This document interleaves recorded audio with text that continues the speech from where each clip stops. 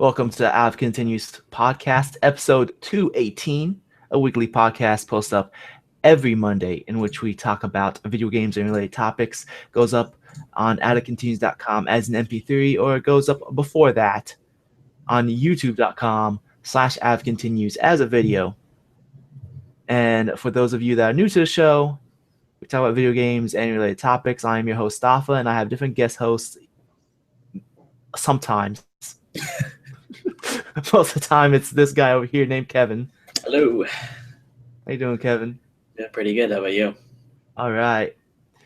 This week's episode segments will include game mechanics that have innovated certain genres. We're just gonna talk about, hey, this game, introduced this game mechanic, and it pretty much changed all the games later on in that genre. Stuff like that. Yep. Sound good? Yep. That's our main topic. After that, we got a quick announcement, and then we have quite a few news topics. A lot of them aren't even video game related, but we're going to go over them anyways. Just because we like to talk about these type of things. Why not? Why not? Because this is a video game podcast. That's why not. You should rename it to just the Staffa Show and talk about everything that Staffa is interested in. The show in which we talk about things Staffa is interested in. We're not going to do that. The ratings will go even lower than what they already are.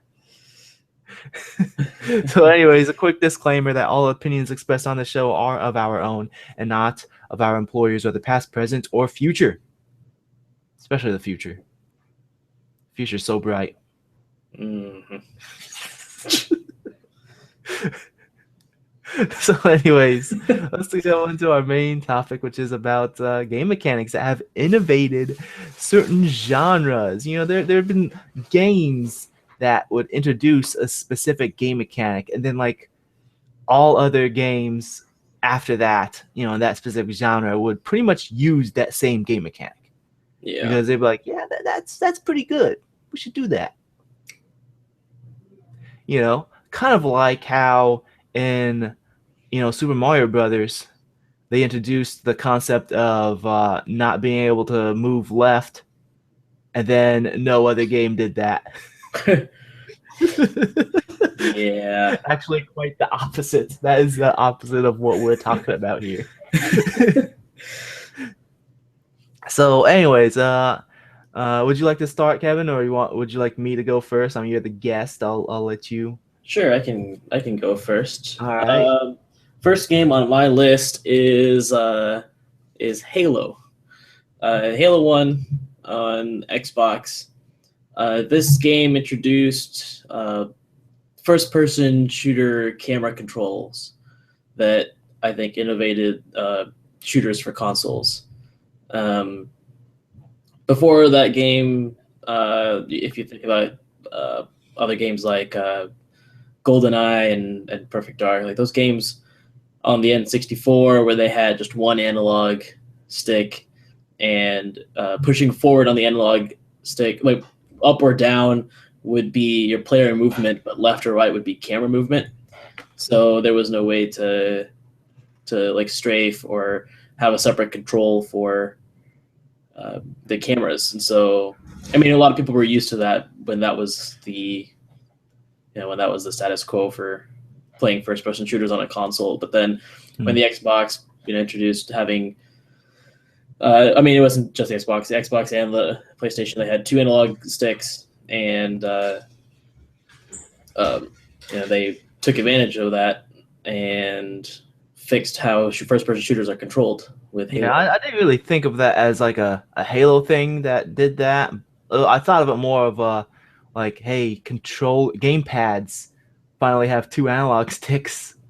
Well, we had two analog like sticks also on the PlayStation 1, and that was before the Xbox. Mm-hmm. But I don't remember there being very many. The thing with the PlayStation 1 is that very few games took advantage of those dual analog sticks, because the fact that if you remember at that time, you could not use both the analog sticks and the D-pad at the same time. You had to press that analog button in the center of the Well, that's what I'm saying. Like, because the Gamepad. PlayStation 2 controller was pretty much exactly the same with just some minor tweaks, and so that controller design has been there. So I don't think it was necessarily a gamepad innovation, because that's been there since PlayStation 1, and that Mhm. wasn't utilized. And it's been there for PlayStation 2, but it wasn't really until Halo that first-person shooters took advantage of the dual analog sticks. I don't That's think it was just the first one, but it did do it well. It did do yeah. it really well. I mean, like Time Splitters came out before Halo. Oh yeah. I don't think I played that one though. Yeah. But yeah, I'll sure, let's go with that. I mean, like, I guess on the topic of Halo, Halo 2, I don't know if this was the first game that did it, but I definitely know it got really popular after Halo did it. Halo 2 did it, and that was having like just regenerating health. Mm-hmm. Um, with in a first person shooter or any shooter. Like Yeah. basically every shooter now. That well, before then it was more like the Quake and Doom style of pickup health pickups. Yeah. And then after, and there's been other experimentations on other types of ways to regenerate your health, but Halo 2 was like, okay, you gotta have one health bar instead of the armor and health. Mm-hmm. And well, it was basically an armor. They took away the health, but either way, let's just call it health. Yeah. And so at that point, like every other shooter copied this whole Wolverine mechanic that everyone called it at that Yeah. time. Yeah. And it's a bit more um accessible than having health pickups. Yeah, it is kind of dumb that it's like, oh, all I gotta do is hide in the corner for a little bit and then my health comes back. Yeah, sure, Yeah. whatever. That is stupid. But if you look at the previous game mechanic, which was picking up health items, you only have so many health items in the level, and once you ran out of health items to pick up, then the game pretty much becomes a survival horror game. Yeah. Because you're too scared of dying, you know. Yeah. So I don't know if Halo 2 was the first one. Probably it wasn't, but it was definitely the one that made it popular. Yeah. It was the one that when everyone realized that that was a thing. Yeah. Next game on my list is Batman Arkham Asylum. Although it didn't necessarily do the thing that I'm referring to mostly in that game is the third person action combat mechanics. Oh, I have that on my list too. Nice. Yeah, I know a lot of games have done that before. It's definitely not the first game to do that. I mean, I can think of playing like Spider-Man on my PS1, not the actual game. I kept playing the demo that came with the PS1, but playing that game, it had similar mechanics. I mean, you're kind of going around. It had Mm, similar, but I Batman. wouldn't say that. Like the way how Batman did it was just so refined. Well, yeah, that's what I'm And talking about. Like, it's not new because it's been around for a while, but it was refined and pretty much perfected with Arkham Asylum. yeah, like the way how Batman, like, first of all, the combat, like he locks onto guys really well. Hmm. You never swing your punches into the middle of the air Yeah, at nothing. You always like swing at somebody, yeah, and it's very reactionary based. Like, you have to react to the enemies. hmm, What if they're attacking you, you got like your dodges and your cape thing, and yeah. they got the little lightning bolt above their heads to indicate who's going to attack and what kind of attack it is, like whether it's a one that is unblockable or whatnot. Hmm. Yep. So there was definitely a lot of perfection done through that game, and I haven't played many other like superhero combat games since then. I know Deadpool. A lot of people said some good things about the Deadpool's It was an okay game. I mean, was the combat good though? I mean, was it? No, no. Um, actually wasn't. It Oh, was okay. it was all right. There was nothing special about it. I Like see. basically Deadpool was like average third person shooting and average hack and slash, Mm. kind of like your a bad Devil May Cry. Ah, Your Devil May Cry 2. There you I go. see. Hmm. It wasn't anything special. Like what made that game special was like the comedy, which Hmm. got old after a while. But yeah. I see. So it was on But your I list. mean, there were other games that did copy that Batman style, like Yeah. Captain America. There's been some Spider-Man games that came out after Batman, the newer ones that tried copying that style of combat. And there's one game, Hand of Fate, on Steam, Oh that yeah. has that combat as well. But the thing with that combat is it requires such high fidelity of animation that it doesn't quite work as well with Hand of Fate because that's an indie game where they hand animate everything on compared to Batman, which uses motion capturing for all the animations. Yeah. So like it doesn't feel as fluid. The combat itself doesn't feel as fluid in Hand of Fate. So it Hmm. seems like a combat system that really requires a high budget so that they can get that you know fluid animation and to get that fluid gameplay. Yeah. But All yeah, right. I agree with you. That is a gameplay mechanic that has kind of influenced Yep. the other beat 'em ups because like before that, like I mean beat 'em ups, they started in the 2D era with games like Streets of Rage and Final Fight, Hmm. and they're you walk down the street and punch people, and then they once they transition to 3D with the PlayStation era, it hasn't really found its place. Um, Yeah. so like it's been kind of a weird genre for a very long time, and then finally Batman, just nailed it. Hmm. Yeah. Uh, Um. so that was on your list. Yeah. What's on Yes. your list? All right. Cover fire mechanics.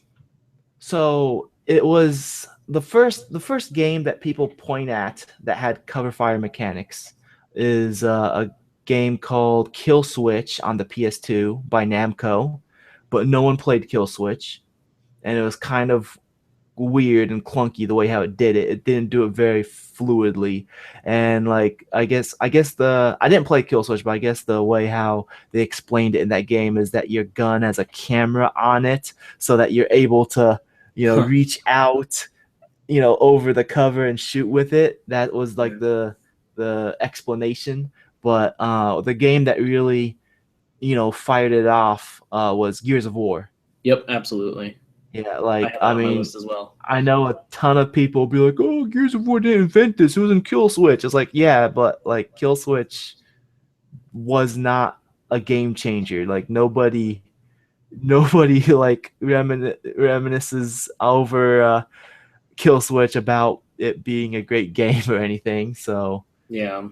Gears of War definitely did it really well. It felt very fluid. It made sense, and the way how you locked onto cover, all these waist high walls everywhere. You locked onto them pretty well, Yeah. and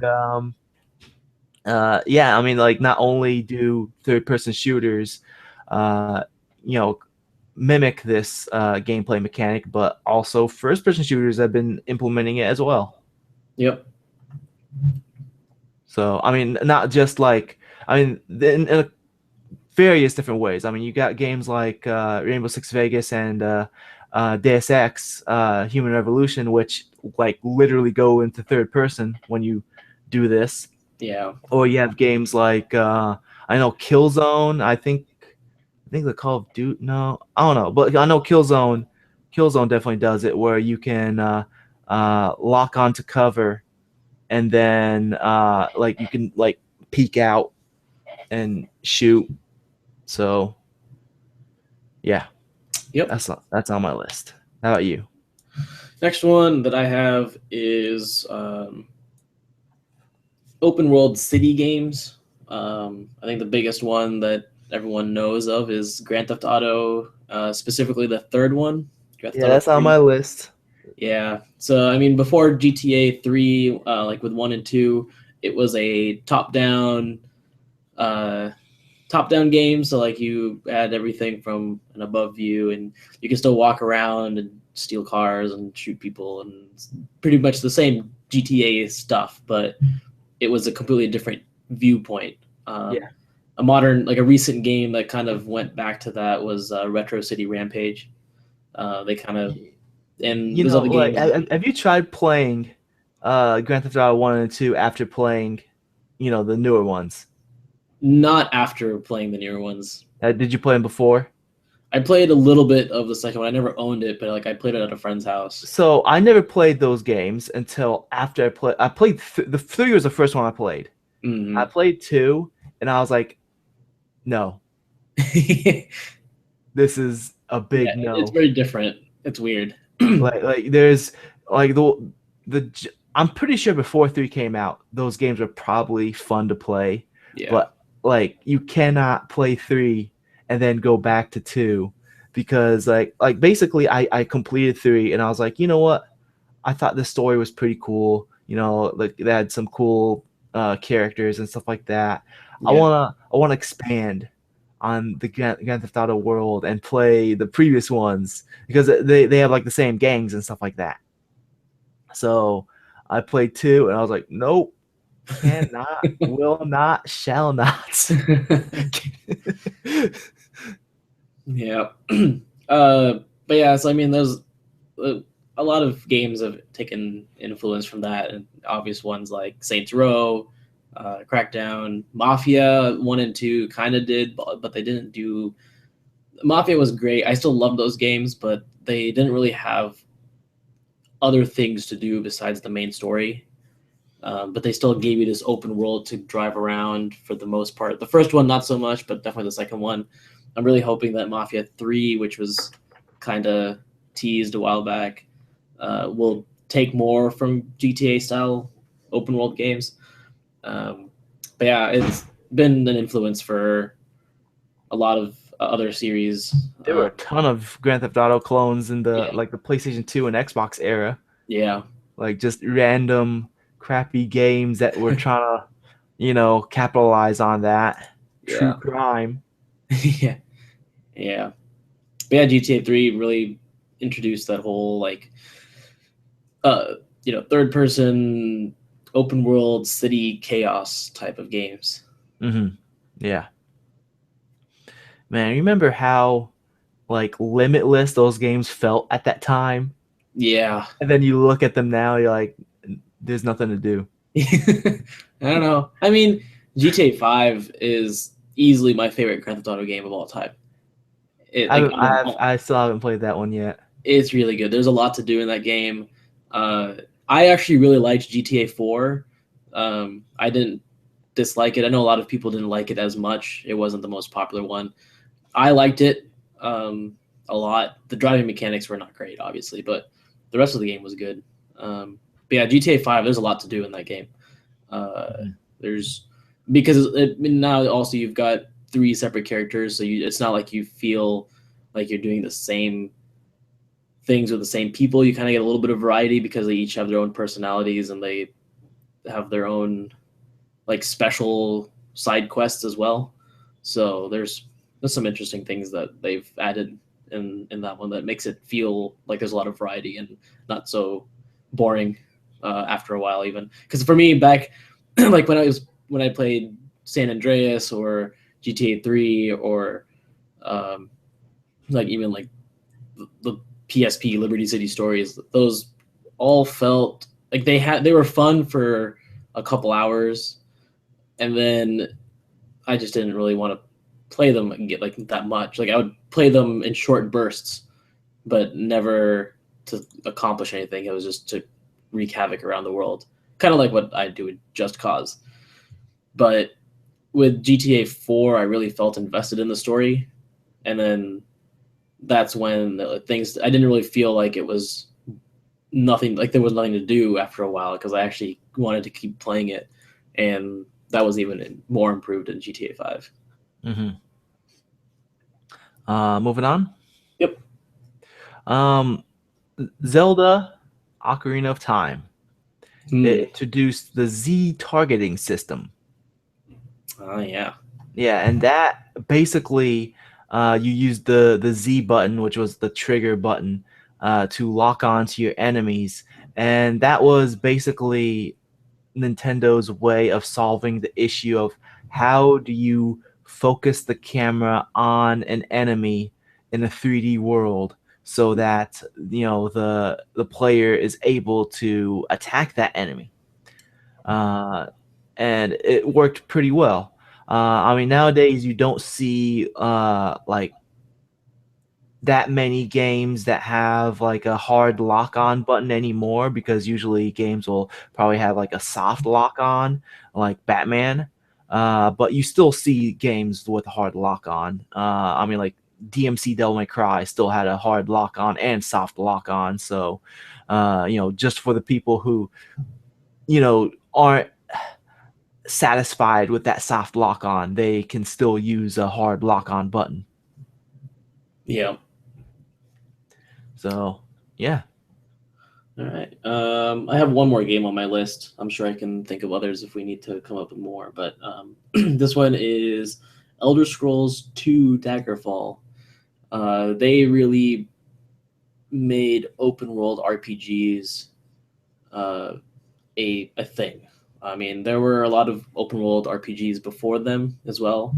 Like I think Wasteland, like the first Wasteland, was before Daggerfall, and then you had the Ultima games as well. They were kind of open world RPGs, but Bethesda put like first person open world games on the map with Daggerfall, and a lot of games have kind of been influenced, even if they're not first person, even if they are third person, like action RPGs.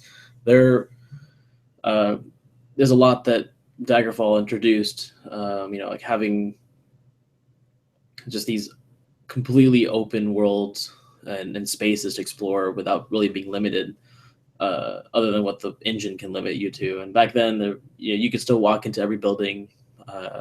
You could walk into pretty much any cave. You could go anywhere that you could see, even though there wasn't as much like vertical space, like climbing mountains and things like that.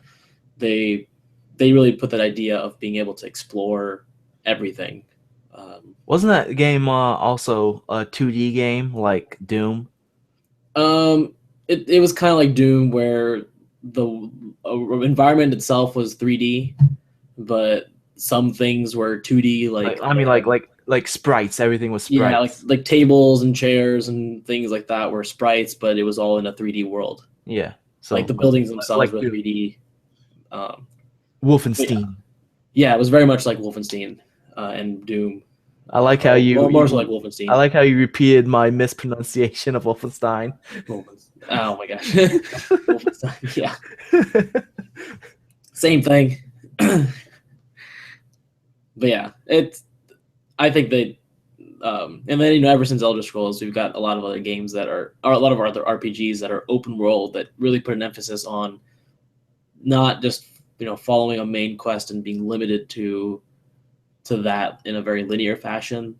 It really opens up your ability to explore and where you can go, what you can interact with, who you can talk to, and so I think Daggerfall is uh, the game that kind of made that a thing. hmm All right, so I got like a few more things on my list, but there's only one that I want to talk about. The other two are kind of, yeah. Mm. So I'll just talk about that last one. So this is more like a three-way tie. This is with Metal Gear Solid, Tenchu, Stealth Assassins, and Thief. Mm. Like all three of these games came out the exact same year, 1998. Yeah. They weren't the first games with stealth. Like there's been stealth in games for a long time, but Mhm. those three games all came out the same year and like refined stealth. Yeah. They made it like an actual thing that you can, you know, do in games and make it fun as well. And yeah, there is still Hmm. people who find stealth to be very tedious today, but like stealth is a game mechanic that requires patience, and that's why a lot of people don't like it. Yeah. But and you know, understandably so. You know, if you don't want if you don't like playing a whole level and getting caught Yeah. It, and it takes starting a well that's bad. That's a bad stealth mechanic right there. I mean, we've evolved since then, with mhm. the get caught once and start all over. Yeah. But I mean, like uh it's still being refined today with Mark of the Ninja. Hmm. That did a lot for stealth as well, especially 2D stealth. I mean, like with like the sound, being able to see how far the sound moves and stuff like that. Yeah. Uh, but like those three games, Metal Gear Solid, Tenchu Stealth Assassins, and Thief, they all came out the same year, and they did stealth pretty well. Yep. Um, Kevin, I can kind of hear me slightly coming from your end, Oh. so just want to let you know that. All right. Let me know if you hear it again. All right. So yeah, I mean, unless you have anything else you want to add or talk about, we can move on. Um. Nope. I don't think I can. I mean, if I put more thought into it, I'm sure I can come up with some other things. But I don't want to sit here in silence thinking. Bejeweled. It added match 3 systems to puzzle games. Yep, that was the huge innovation. Yep. So, anyways, Oh, actually, I guess I can. I don't know if it's necessary. I mean, it is an innovation. I don't know if it's a good innovation. Um, Zynga kind of with Farmville really pushed social gaming into a new era. I mhm, mean, games on it would before them there really wasn't a major like casual social gaming scene. It was most people like if they wanted to play casually, they would just not play. They would play more like puzzle games or things that were, um, I guess, not so hyper violent or just weren't really combat related games of any kind. That was, I mean, like when you thought about casual versus hardcore games, it was usually people just saying it's either a puzzle game or like a combat game, like something that has violence in it. Um, and when Farmville came out, that really changed the whole idea of casual games and implementing this whole social element to it. And then since then we've seen hundreds of millions of different like social elements that get put into games and different games that just have uh it's having an energy that you have to get from friends or uh and some other things that social games do is the whole free to play mechanic of microtransactions. That's something that they really have to rely on, because when you think a lot of people who are casual gamers are not the ones who are invested in the whole $60 model. They're not going to buy a game for $60 and sit down and play it. This is something that they're going to just do during their commute to work if they're in a city that has a lot of public transportation and they don't have a car, or if they're waiting, like if they're at a in line at a store and it's long lines, they can just wait in line and play a little game on their phone. So those games are going to be relatively cheap or most of the time free, and the only way those companies can make money is through microtransactions. So I think social gaming was what put microtransactions as a viable monetization, and now it's kind of bleeding into AAA games and like what EA or Ubisoft tries to do. Or at least EA did really push at one point, not so much anymore, but microtransactions and social elements, and that's just something that just came to my head. That doesn't seem like an innovative game mechanic. Well, it was innovative, but like I said, it's not necessarily a good innovation. I think you're hating. Anyways, do you know what doesn't have microtransactions? I don't know. Why don't you let me know? There's a little thing called Dreamhost. Oh. Do you know what they are? I don't actually. Can you inform me? You don't? Because I tell you like every week. I have short-term memory loss. They're a web service. They offer unlimited storage, unlimited bandwidth, user-friendly interface, and they're also optimized to use content managers such as WordPress and many more features. And they also have a 24-hour help desk. You could chat with them, and they'll help you out. Just this last week's podcast, I had some issues uploading it. I was wondering how come it wasn't showing up. And I started chatting with them, and they helped me out. They fixed the issue. Yeah. They saved the day. Like, last week's podcast would not be up if it weren't for their customer service. Huh.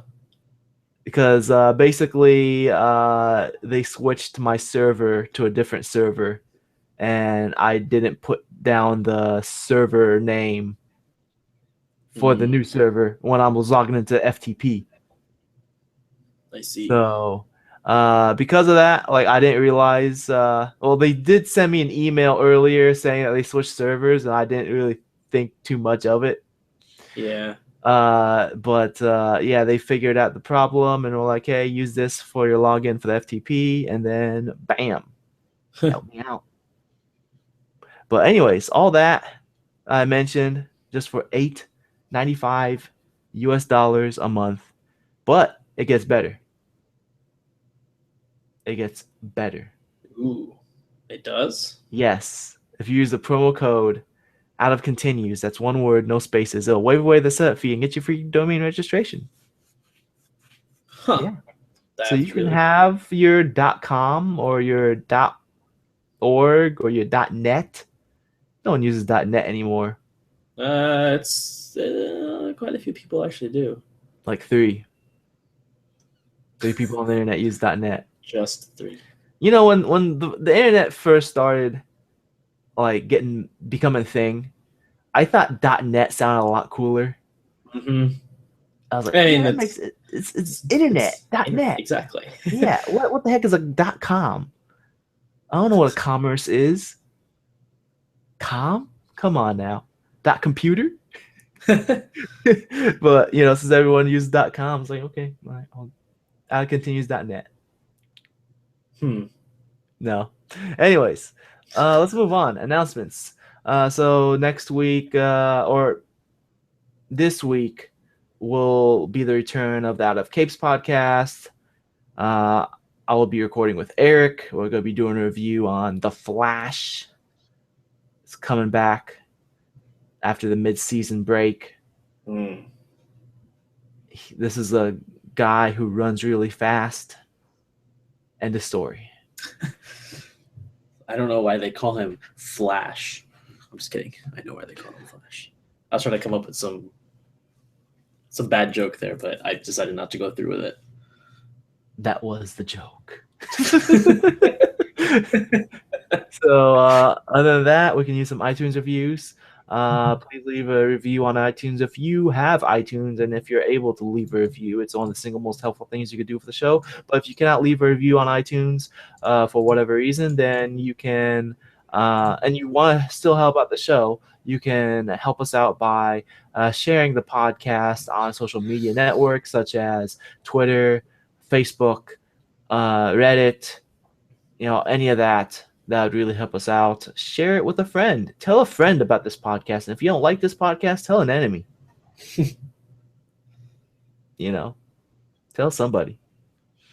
So, anyways, let's move on and start talking about some news. Let me screen share real quick with this news article, and bam, there we go.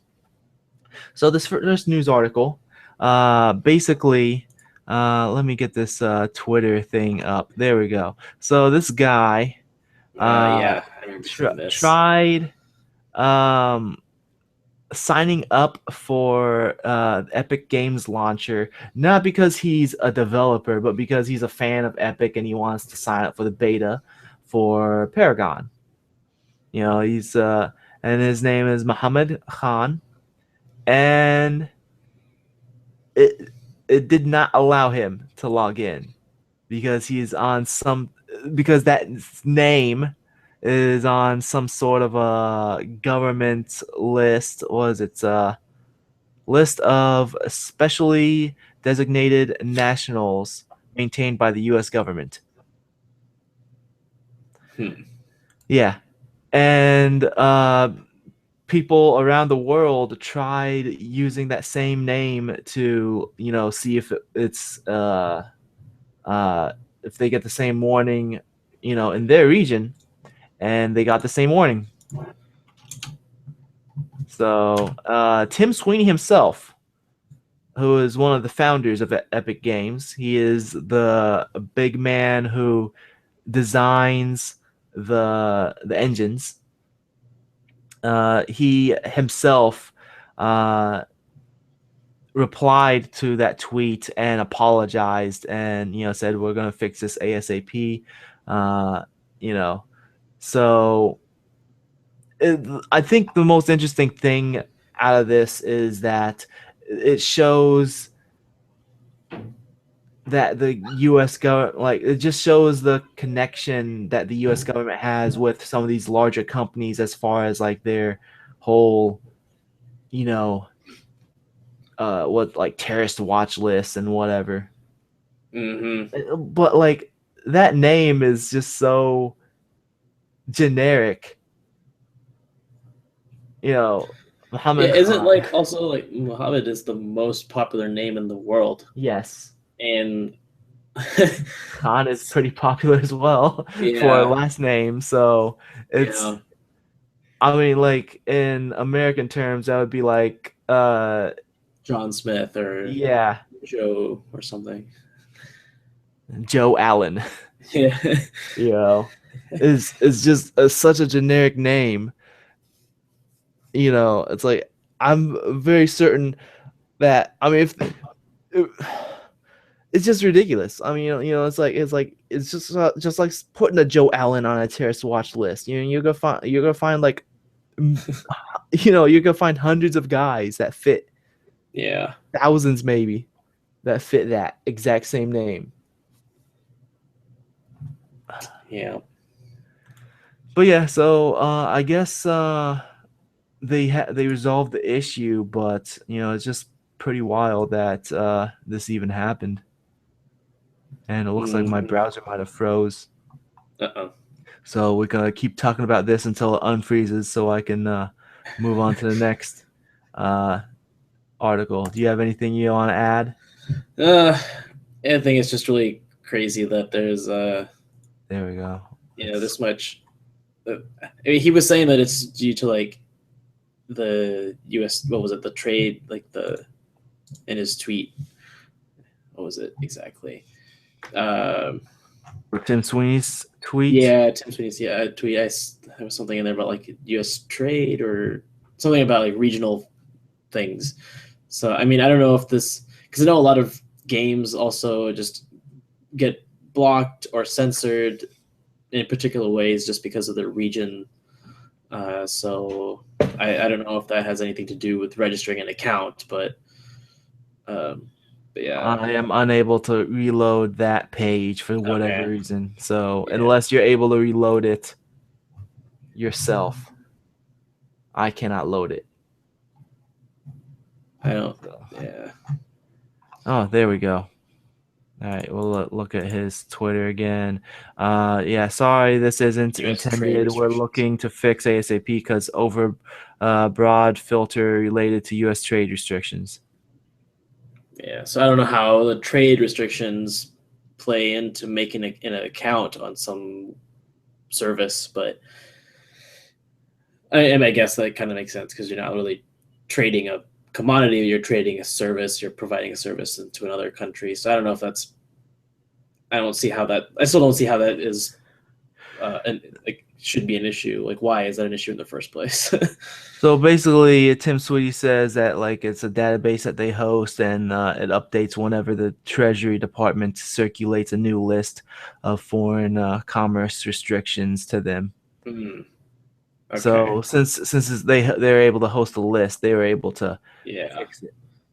So I guess Epic is not to blame. It's The government, the government. Yeah.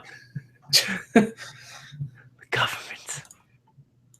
All right, let's move on. So let's watch some Let's Play videos. Oh, no, you can't say that. Yeah, I can. Because Sony, even though they tried to trademark the term "Let's Play," they failed. It's such a So for people who don't know, Let's Play video, it's basically a gameplay video with commentary that people just call Let's Play. I think that's a really dumb term. Let's Play. They call them Let's Play videos, but it is a game commentary video. That's what it is. So basically, people will play through a game and they'll talk through it, whether they're talking about the game or their mom or whatever, like their girlfriend. They talk about something. They talk about YouTube drama, whatever. They'll talk about anything, and that's basically it. And it's split up into multiple parts, until they finally finish the game. That's basically a Let's Play video. yeah. So, uh, Let's Play, the term has been around for a while. I tried doing I tried looking up who invented the term Let's Play. It seems like it was originated from like the Something Awful forums or something like that. But either way, Sony tried to trademark that term Let's Play so that they can own Let's Play videos or something. Sony, what are you doing? Yeah. I mean, What's wrong with you, Sony? it's not like it's so weird because let's play that phrase, that term has been around for so many years in other ways and being used in by other This people, companies, other like individuals. this It's is not something that Sony came up with. this is worse than when Nintendo trademarked "It's on" like Donkey Kong. Is it also as bad as King trying to trademark Saga? Yeah, yeah, that's all. Actually, King is worse. Trying to Yeah, trademark just the word Saga. yeah. That's worse because that's a single word. You cannot trademark a single word, you know. But this is in between. This is not as bad as King trying to trademark Saga, but it's worse than Nintendo trademarking It's on like Donkey Kong, because Nintendo should not be trademarking that because Ice Cube was the one who made that a phrase. So either way, Sony, get your act together.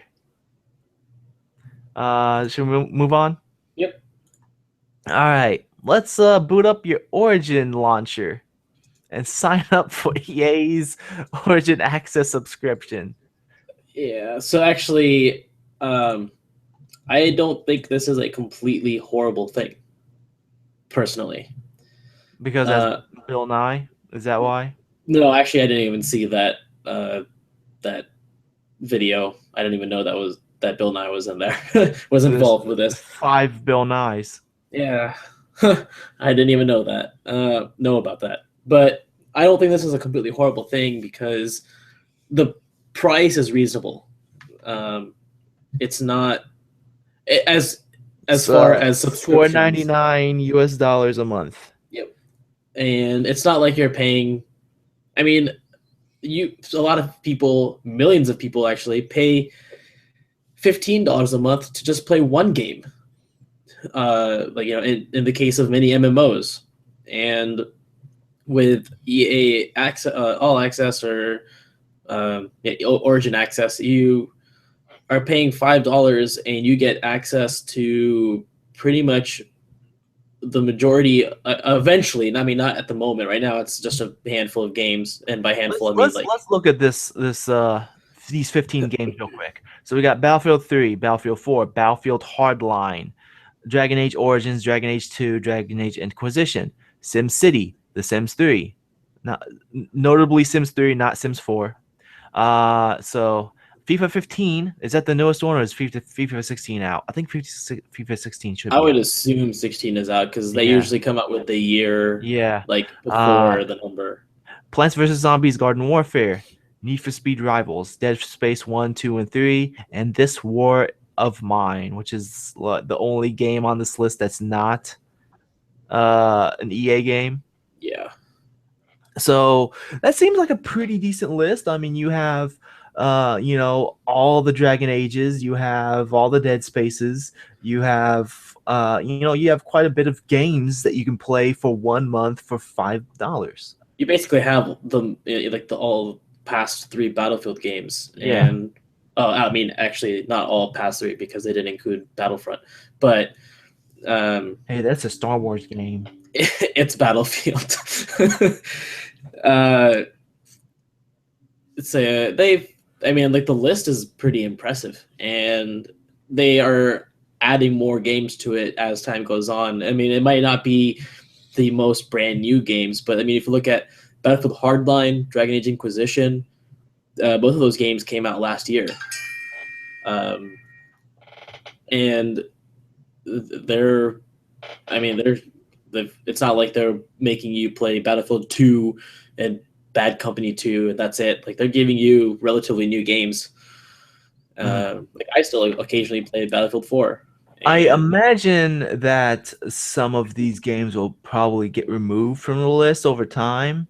That's my guess. uh, I don't think all these games will stay on the list.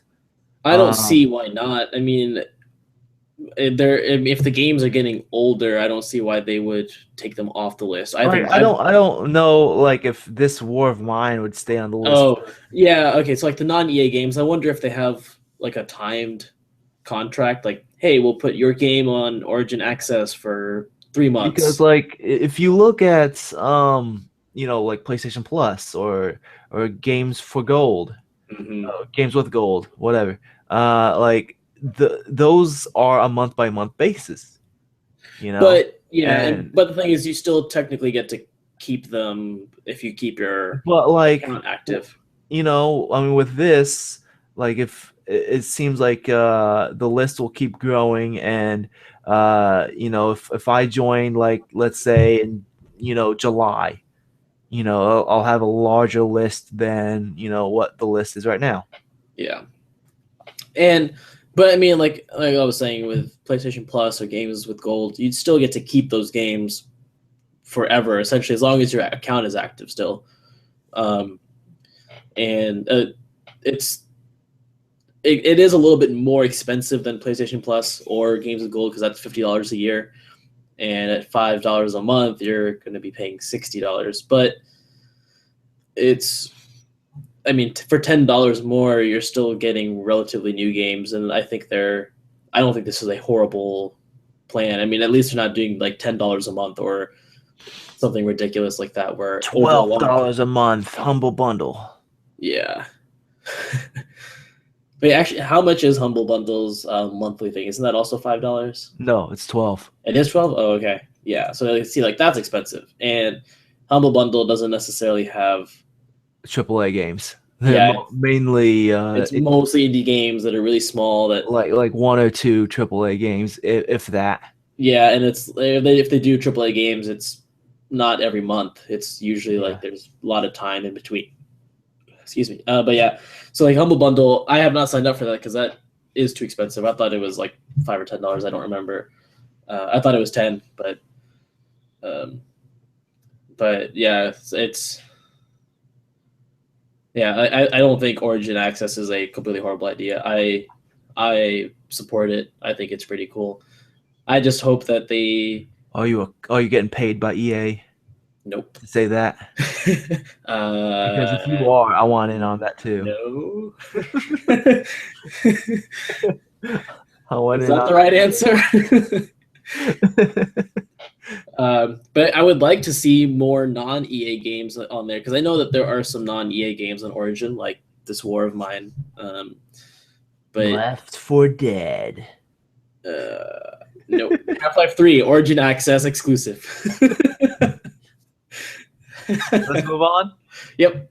All right. Speaking of EA, we got Respawn Entertainment is working on. Well, I don't know if they're not really exactly tied with EA, so I'll take that back. Yeah. Yeah, it was just Titanfall is published by EA, but either way, Yeah. I'll take that back. So Respawn Entertainment, they are working on another project alongside Titanfall 2, and they say it's a third-person action property. They don't say what it is or give you any hints. It is extremely vague. Anything could be a third-person action property. So, God of War 4 by Respawn Entertainment. Confirmed. Confirmed. Multiplat. That'll be interesting. If it comes to PC, that's fine. I don't mind. Multiplat. It'll be on the Wii U and the Vita. Perfect. That's exactly what I needed. Yep. Yeah, not too much to say about this. So move on. Yep. All right. So Nintendo is re-releasing Bayonetta 2 on the Wii U. And like I was kind of confused about this when I saw this announcement. I'm like, what does re-release mean? And apparently, Bayonetta 2 is extremely hard to find. Really? Which, Did yeah, not know that. yeah, I didn't know that either. Like Did they just sell out and not make enough copies, or yeah, apparently they did not make enough copies of the game, so the only way to get it is right now, the only way to get it is through the Nintendo eShop for $50, and it's bundled with Bayonetta 1 and 2. Yeah. And like I guess it's going for really high prices on eBay, the actual physical copy. And so they are re-releasing the game as a standalone, just Bayonetta 2 without Bayonetta 1, for $30 on February 19th. So like it's just really weird because I did not even know that this game being considered one of the best Wii U games. Like I'm pretty sure it's in like the top 5. If you ask all 3 Wii U owners what's Yeah. what's the best Wii U games, it's probably up there. Mm-hmm. And yeah, it's in that low of supply that they won't even they didn't even print out enough for their small Wii U base, Yeah, that's their pretty. consumer base. It's So pretty interesting that they had this issue, but yeah, I did not even realize that was an issue at all. So like I that's why I was confused about why are they re-releasing this game. Like it came out like 2 years ago, literally. yeah. When I saw this, this like you putting this on the notes, I thought this was actually that they were releasing like a remastered version or something, but I don't know. Yeah, I was when I first saw the title for this the headline for this news article, I was like, wait a minute. So, well, not this specific article, but it was a different article where it just said Bayonetta 2 being released. I was confused. I was like, wait a minute. So, is it coming out on multi-plat? That doesn't make sense because this is a Nintendo published game. That wouldn't happen. Mm-hmm. So, it's not multi-plat. It's just coming out again on the Wii U because they did not print out enough of this game. Yeah. So, moving on. John Romero, good friend of the show. I literally stood feet away from him. Like I was close enough that if I like reached out my arm, I could probably touch him. That's how close I was. So he's a close friend of the show. He's not. He's a physically close friend of the show. Not necessarily like friendly close, but just he's close by. He's definitely a friendly guy. So, anyways, he just last week he released his first Doom level, which he made on his spare time. Took him a couple of weeks to work on it, and he put it up on Dropbox. And yeah, so basically, I haven't played this because I don't own Doom. I guess maybe I could get Z Doom. Let's see, is Z Doom something that's free? Yeah, I guess I could probably use Z Doom to play this. Oh no, it requires Doom. No, so I don't have. Yeah, I can't play this because I don't have Doom. I'm very interested in checking it out though. You know, because I mean, Doom has some really awesome levels, but at the same time, like some of those later levels are just a mess. And there's a reason for that too, because John Romero explains that he basically made the game backwards. He started off with the last level and worked his way to the first level.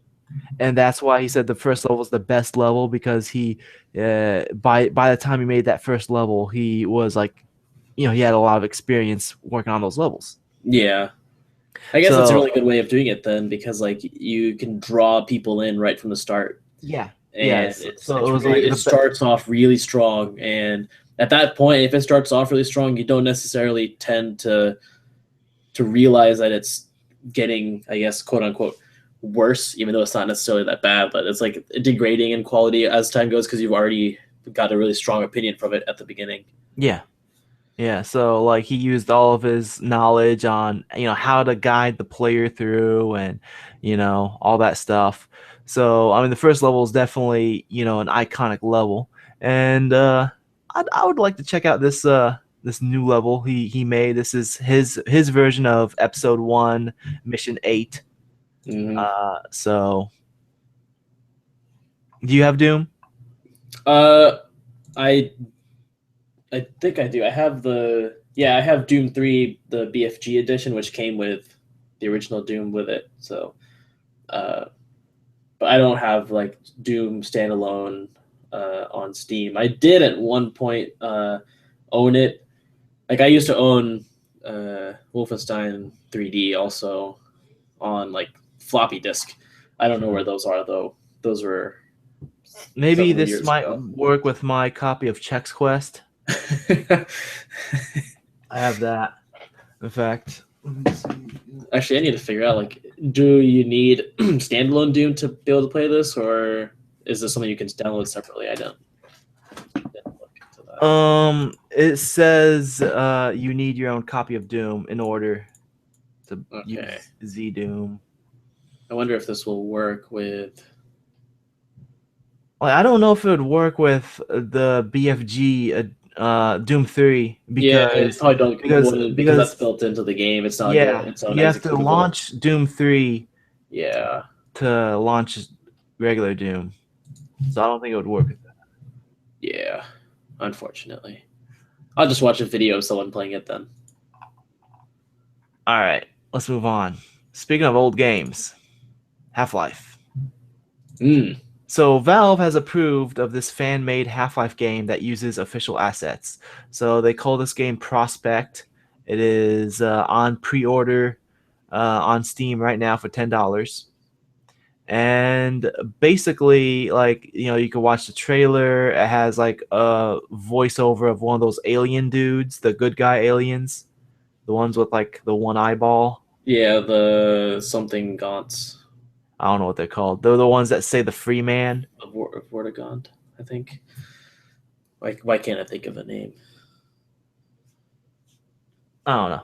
But either way, so as a voiceover on those alien dudes, and uh, I guess you're not playing as Gordon, but you're playing as someone else, and you're supposed to like help them out somehow. Hmm. I don't know. It looks interesting.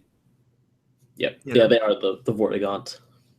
like I was watching a Vortigaunt. trailer. I was like, you know what? I'm not a big Half Life fan, but I'd be interested in checking this out. Yeah. It looks interesting. And I think it's really cool that Valve allows for these, fan made projects to exist. I mean, like they have that Portal game the Portal mod that came out last year. Um, Portal Stories, Mel. yes, the Yeah, Mel, like that. yes, It's and really in fact, another one came out like the year before that. That you had to actually pay for. It was like Portal, like paint tag or something like that. fun. Huh. Yeah, and then there was the Black Mesa project, which basically rebuilt Half Life One using Yeah. the Source engine.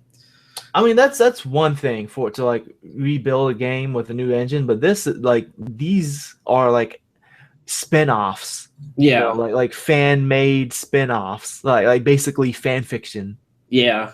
And like it's just really cool that Valve allows for this to happen. Like any other company will be like cease and desist. Hmm. They're like, this is our property. Cease and desist.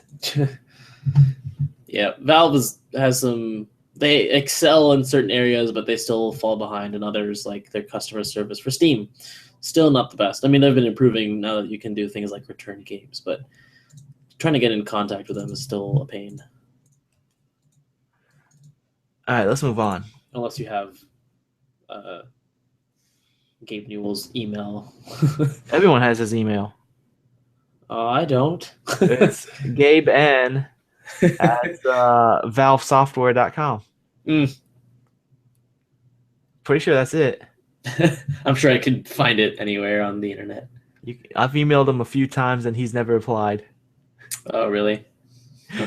He's close friend of the show. Oh, silent friend, just like Gordon Freeman. Yeah. So, anyways, let's talk about a few non-gaming things real quick.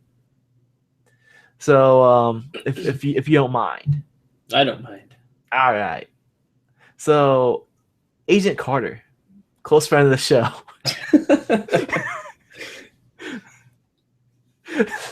That was have you watched Agent Carter, right? Yep, I really like it. All season one, Mm-hmm. all 8 episodes. Yep.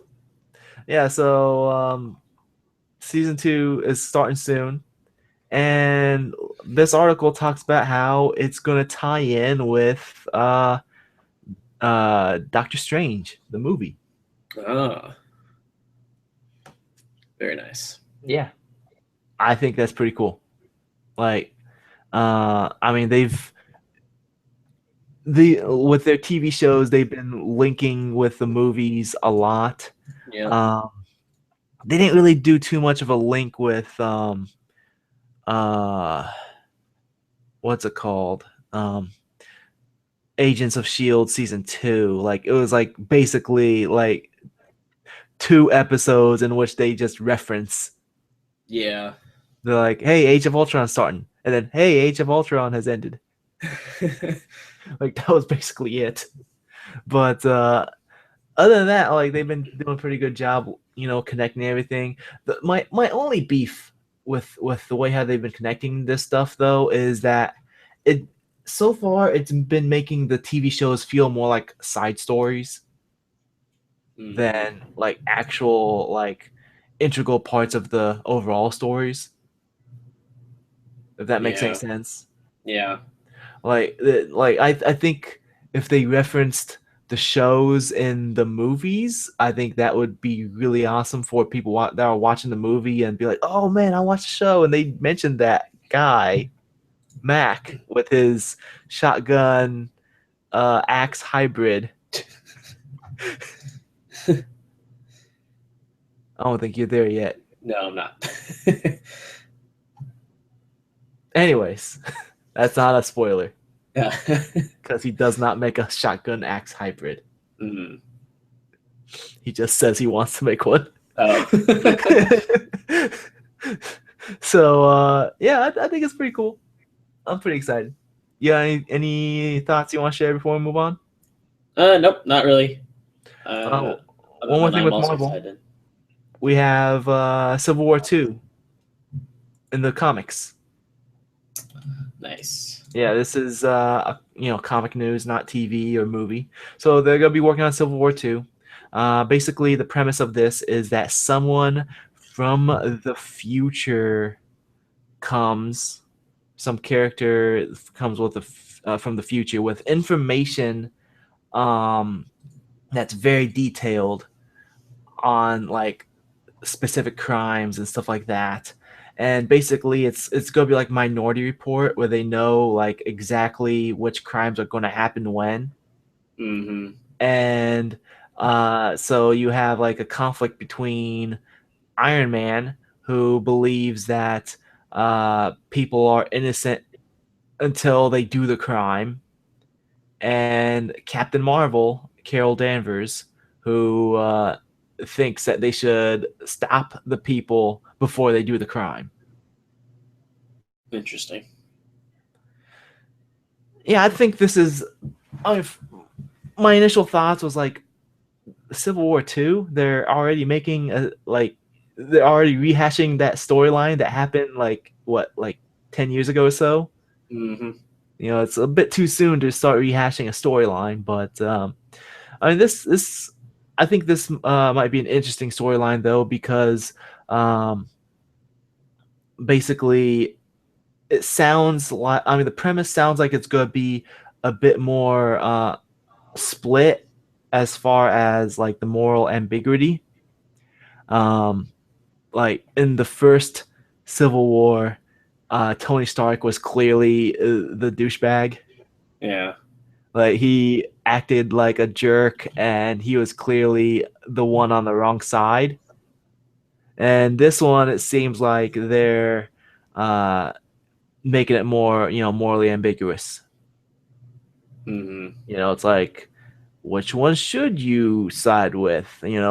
Should people be innocent until they, if they haven't done the crime yet, are they still innocent? Or, should you go into all means to stop a crime, if you know that it's going to happen? Yeah, it's very, very much like the Minority Report. So, yeah. Oh, there's a bigger picture over here. Oh, no, not quite. Looks like we have Captain America, who the new one, not Steve Rogers, the Falcon Captain America, and Star Lord is on Tony Stark's side. You have Spider Man and She Hulk on Captain Marvel's side, and I can't tell who that is in the center. uh, That's Phoenix, maybe. That's my only guess. It's Phoenix. uh, Scott Summers, Phoenix. Scott Summers is Phoenix. mm-hmm. I'm not sure. I'm not He is. familiar. Okay. Yeah, I'm not. Cyclops. He's Phoenix now. Oh, interesting. That's my only guess. It might be him. I don't know. Anyways, let's move on. So, you remember that Batman v Superman trailer 2 that we weren't really too, Oh yeah. uh, on the heels for? Mm-hmm. The one that had Doomsday at the end? Yeah. So Zack Snyder is like trying to backpedal and explain why he showed off Doomsday, and he's like trying to say, well, we wanted. Basically, it sounds like he didn't want Doomsday to be a leak. He wanted them to control the information, and also he wanted to show that there's more to the story other than Batman and Superman fighting each other. And my opinion still stands. I still feel like they showed too much because like the title of the movie is Batman versus Superman.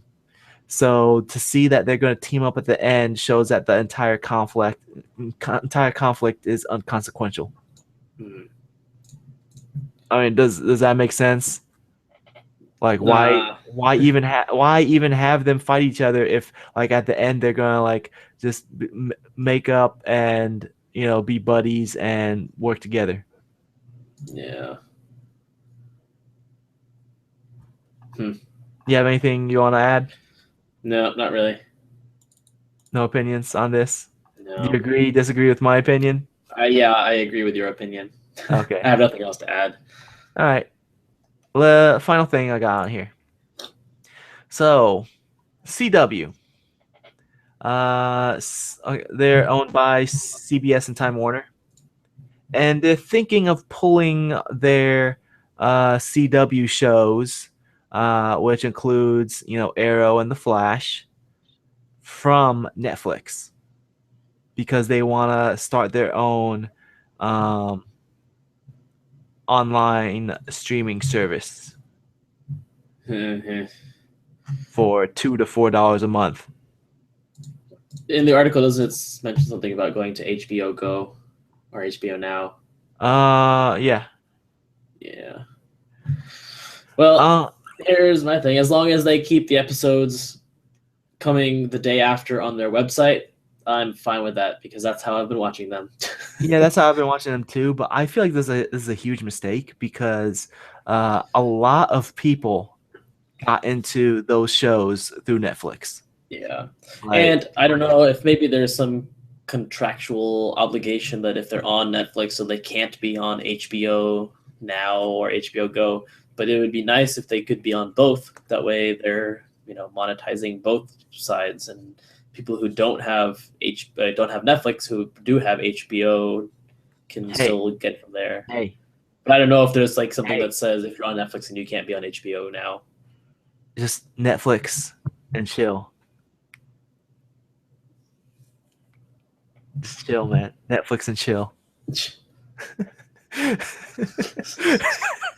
But I mean, like, I got into Arrow because I've watched the first season on Netflix. Like they put it on there. A few people told me that it was worth checking out, so I checked it out and I got into it. You know, I know like a lot of people on the Flash subreddit mentioned that they started watching Flash because it showed up on Netflix and they heard some good things about it. You know, Yeah. I feel like Netflix is a good gateway for getting into these type of shows. But if they want to like restrict their audience, if they think they're gonna make more money by restricting their audience that way, then whatever. They're the business experts, not me. Yeah. But yeah, that's all I got. Hello, I'm back on the video. Hello. That's all I got as far as the news. Um, so do you have anything you want to add? Nope, not really. I do have a surprise for Oh you. no. Surprise! We got listener feedback. Oh.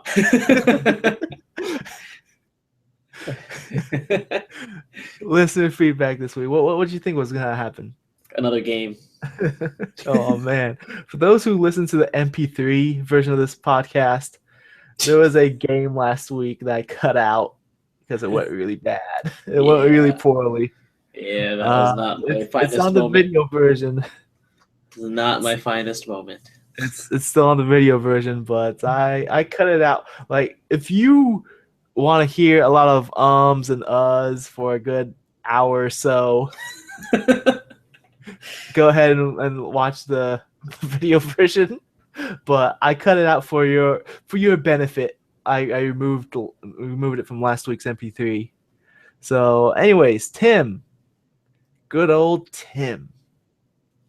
He wrote in to podcast@outofcontinues.com.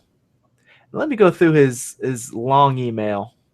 I'll just go through it and then I'll break it down after I read through the whole thing.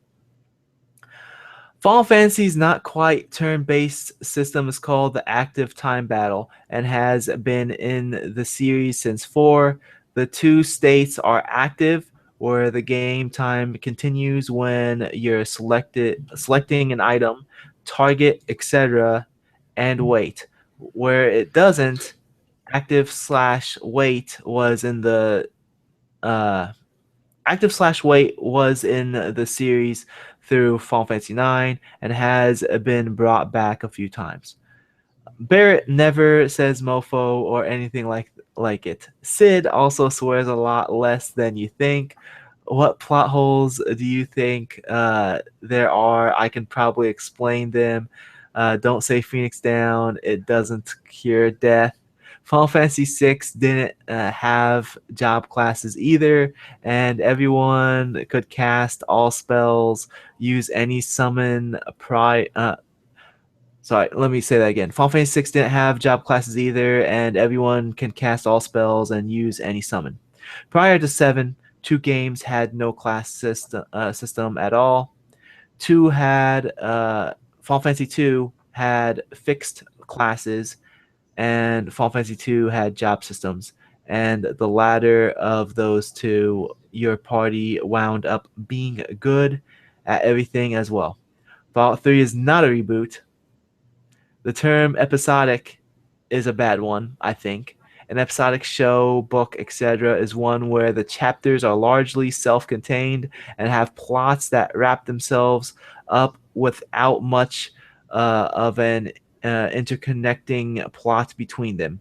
I Rather, don't agree with that at all. rather, their episode release of serial games also uh, if the content in the Final Fantasy VII remakes is enough, and they don't gate off areas from previous episodes and the latter ones, i.e., more episodes mean more world opens up.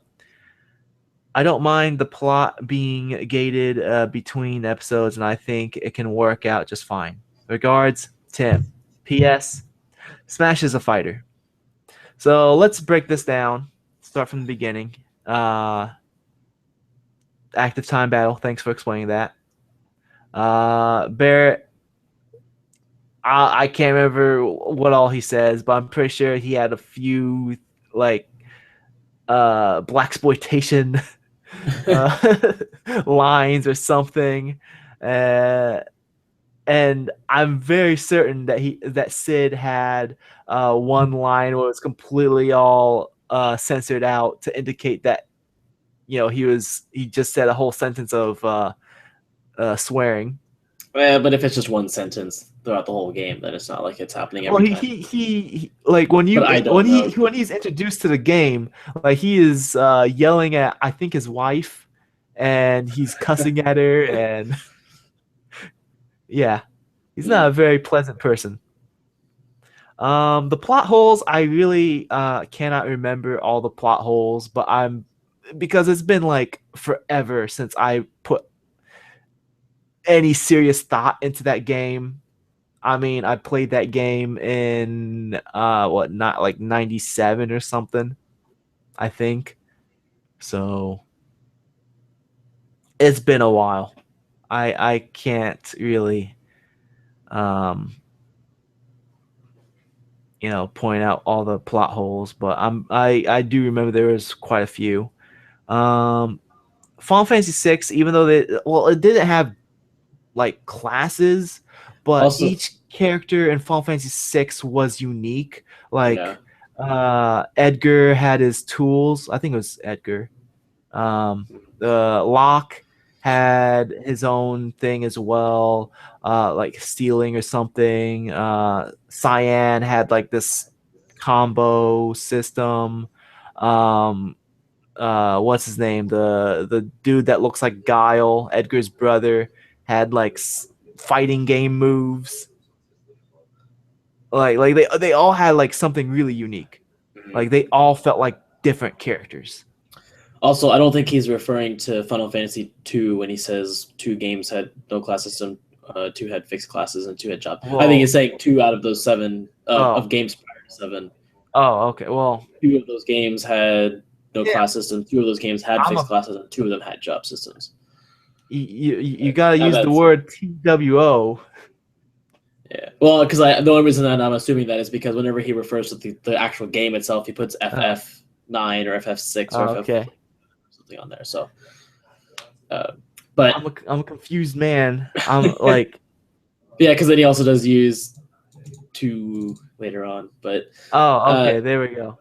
uh, but I will say You, yes. Tim, your letter has plot holes. uh, I will have to disagree though on Fallout 3. I do consider Fallout 3 a reboot. Um, so I mean, there's not like a scientific hard definition for what constitutes a game reboot, because I guess that really just hasn't really been defined. But It's when it starts the series all over. Bam, bam. uh, Hey, I said bam twice.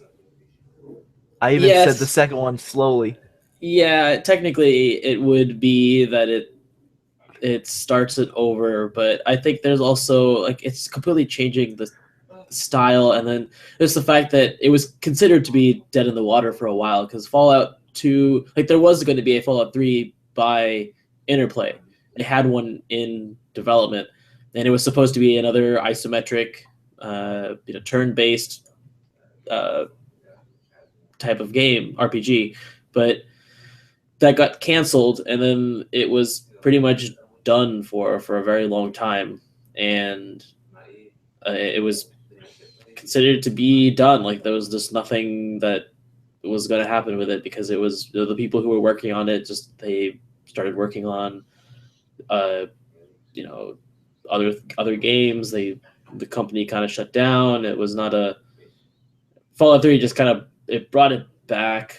And yeah, it didn't necessarily like see, the thing is like there's no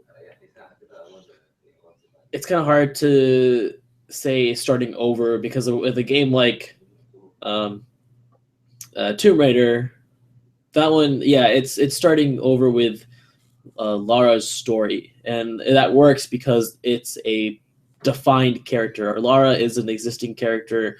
She already has a story. She exists in this world. But with games like Fallout and Elder Scrolls, they aren't about a defined person. There's just an event that happened, and it's not like we're revisiting an event. It's the event happened, but it's a character with a character that you define, and so there's no set story per se, other than the fact that yes, there was an apocalyptic event because of a nuclear war between the U.S. and China, and it happened in a specific year, and there were vaults, and like the setting is like this retro futurism style, and like so there's things that define the game itself, but it's not a story that's being restarted, because there really isn't a story to restart. Each game is its own separate Well, you know what, thing. Kevin? It looks like and That's just my Tim, opinion, and you and Tim are gonna it's have to agree to really disagree, yeah. because like I don't really have an opinion on this since I haven't really played Fallouts. Mm-hmm. So I'm sorry. I cannot give the out of continues ruling on this. But I can give the out of continues ruling that Smash Brothers is not a fighting I game. have to agree with Tim on that one, though. It is a fighting game. It is not a fighting game. It's a fighting game. Hey, let's go back to It's our a main topic. subgenre of fighting game. Games that have innovated with game mechanics. Smash Brothers, it created its own genre. Also, I wanted to talk a little bit about the episodic thing. I mean, I understand what he's saying. I don't fully agree, but I don't fully disagree either. Uh, yeah, like you can say that chapters are largely self-contained, because the reason that we separate them is because they're focusing on something specific, and otherwise there would be no need for chapters. It would all just be one long thing. But I don't know. I mean,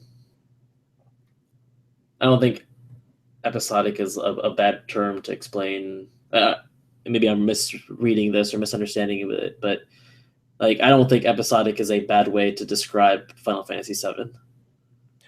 In general, I don't think the term episodic is good or bad. I mean, it's just like it depends on how it's being used. I Like, mean, if they're releasing the new Final Fantasy VII in a similar fashion to uh, Telltale games, where it's like it is one cohesive story, but each chapter kind of focuses on a specific event or a specific time, but it's all like a sequential story that's happening back to back. I think in the terms of like Hitman, where they're having a new episode or a new like mission each month or whatever, like whatever they're saying that they're doing. I think that's ridiculous. I think But that's fine. I mean, no, that's something to keep the that's game. like that's not what I want Hitman. That's not what I want out of Hitman. I And then mean, they're like, then as long as they're like a year later after we're done with all these episodes, you could buy the whole thing for $60. well, okay, maybe I don't fully know how the Hitman game is being released. And is it literally the game is just going to be made up of these weekly releases, or are those like Monthly. are They say monthly? monthly. I mean, are they gonna? Is the game made up of those monthly releases, or are those like extra things outside of the main No, story? it is. It is going month by month. Oh, okay, that They're changes my opinion. releasing the game like an episode each month. Okay, I mean, Telltale does it kind of, and no one complains about that. I think a lot of people complain about that. Okay, maybe there are quite a few people that complain about it, but I Let's don't. wrap this up. Let's wrap this Generally up. positive reviews. We're wrapping this up. Yep. Smash Brothers is not a fighting game. So, anyways, check out the YouTube channel. That's youtube.com/continues. We've got some gameplay video up. It's been a while since we got some gameplay. We got some gameplay video up. This is actually has been contributed to us by a friend of the show, Brian Trusty. He has his own YouTube channel called Pass the Stick. Check that out. Stick as in like a joystick. So, anyways, he played The Adventures of Mr. Bobbly, which was sent to us by Black Shell Media. He plays through that game, or not the entire game, but he plays through the beginning of the game, and you can check it out. Also, check out the Twitch stream. I've been streaming some last night. That's twitch.tv/SayedStafa. Nice. SAYEDSTAFA. And you can check out Out of Capes podcast. That's next or this week. Sorry, keep thinking in the terms of when it's coming out, as far as like when we're recording. It's this week. This week on Wednesday, probably Wednesday. We're gonna be doing a review on The Flash. Do you have anything you want to plug? Any shout outs? Sure. It's kind of early. I mean, several months early, but if you have not signed up for Extra Life, registrations for the 2016 year are open. For those who are not familiar with Extra Life, it's a nonprofit organization fundraising where we play games to raise money for Children's Miracle Network hospitals. Here in Indiana, we are directly supporting Riley Hospital for Children, and so all the money that we raise goes directly to them. Anyone can sign up and join to create their own teams or play individually or join a team. Just go to extra-life.org, make an account if you haven't already. If you have an account but haven't registered for the 2016 year, go ahead and do that. And you can start collecting donations for whichever hospital you want to represent. You don't have to represent the hospital in the state that you live in. Some states actually have multiple hospitals, but I mean, even if you're in Indiana, we only have Riley. But even if you are in Indiana, but like let's say you moved here from a different state, or you just have a personal connection to a different hospital, you're more than welcome to do that. The important thing is that you're raising money to help children directly who are in need. So Extra Life is a great effort in fundraising and combining that with playing games. All And I right. think the game day this year is November 5th. All right. I want to give a shout to Tim Thanks for for writing in. writing in and contributing to his uh, like ranking up to the hatred level of the Great Kali. At least he's generating discussion. He's engaged. Thank you, Tim. I appreciate it. And thank you, Tim Sweeney, for removing the name off the watch list. Thank you, John Romero, for being John Romero. Thank you, Gabe Newell, for being a close friend of the show and not replying to any of my emails. Thank you, Batman, for saving Gotham. You may not have been the hero that Gotham deserves, but you're the hero that Gotham needs. And thank you, The Flash, for being fast at everything. Everything. I'm pretty excited for the show to start back up. I'm pretty excited for the show to get better. Yeah. I will say I did not hate the crossover episodes as much. They were a little bit better than... Oh, that first one was the worst episode. They weren't as bad as the previous ones, though. I think... That first one was really bad. I think the previous crossover episodes were the worst because they didn't tie them together. They made them two separate episodes. Episode 1 of this crossover was the worst episode of The Flash. Period.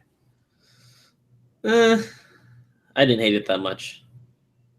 Like I said, I liked it better than all the other crossovers prior. If you enjoy what you've been hearing, you can support us by liking us on Facebook. You can follow us on Twitter. You can leave an iTunes review. Please leave an iTunes review. We do really appreciate an iTunes review. That would be really helpful.